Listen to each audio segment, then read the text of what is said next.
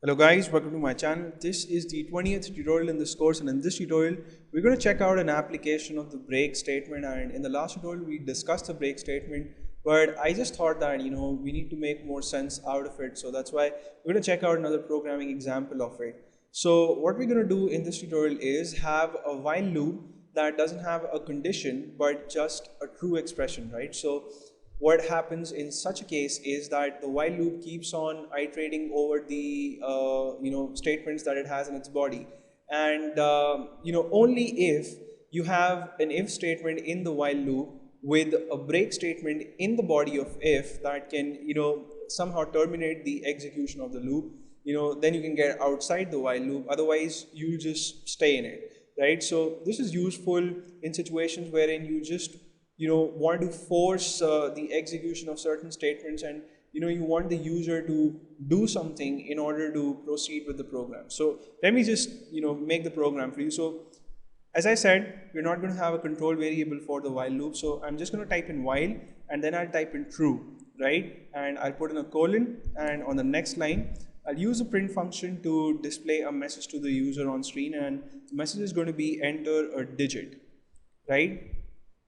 And then on the next line I'm going to use the input function to store the input that the user provides in a variable called num, and I do that by typing in num and then the assignment operator, the input function with a set of empty parentheses.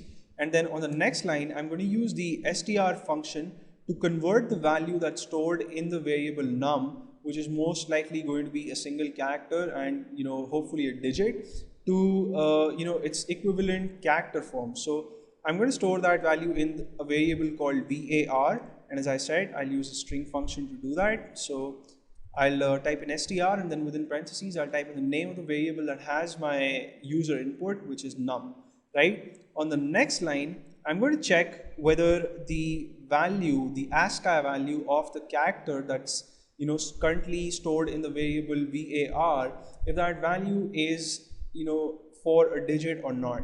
And I can use the ord function in the Python shell to check the ASCII value of the digit 0, and that is 48, and the ASCII value of the digit 9, and that is 57, right? So I have my range now. So I'm going to use the range function here, and I don't think we've used the range function in this course thus far. And the range function simply gets you a list from a starting number to an ending number, or a starting value to an ending value, right? So I'll type in ord and then the variable name, which is var, and then the in operator, and then the range function, and then the lower limit for my range is going to be 48, and the upper limit for my range, its value is going to be one more than the upper limit for the digit 9, which is 57, right? So I'm going to type in 58 here. Wait a second, let me get back to my program.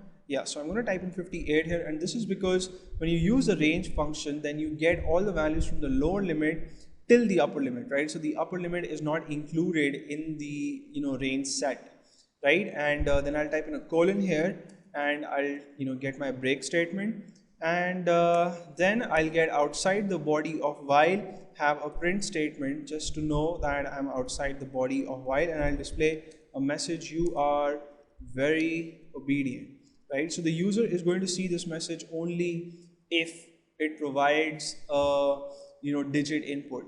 If it provides a number, then it's going to see this message. If it provides any other characters, whether a lowercase alphabet, an uppercase alphabet, or a special character like the dollar symbol or the pound symbol or the ampersand symbol, anything on the keyboard apart from a number will not lead to the display of this message. And the loop will keep iterating, and the loop will keep asking the user to type in a digit till it gets it, right? So I'll save this program and I'll run it, and in the shell I see the message enter a digit. So let me first play with the program a bit. So when I provide a character input, like when I type in L and press the enter key, I see the message enter digit again, right? So I hope now the while true is making some sense, because we are iterating over and over and over. So I'll type in another alphabet, capital R, again I see the message enter digit. I'll type in the pound symbol, enter a digit, percentage symbol, enter a digit. I can keep on doing like this. When I press a digit like 8 and press the enter key, I see the message, "You're very obedient," right? So this is because we provided a digit as the input. The number 8 got stored in the variable num.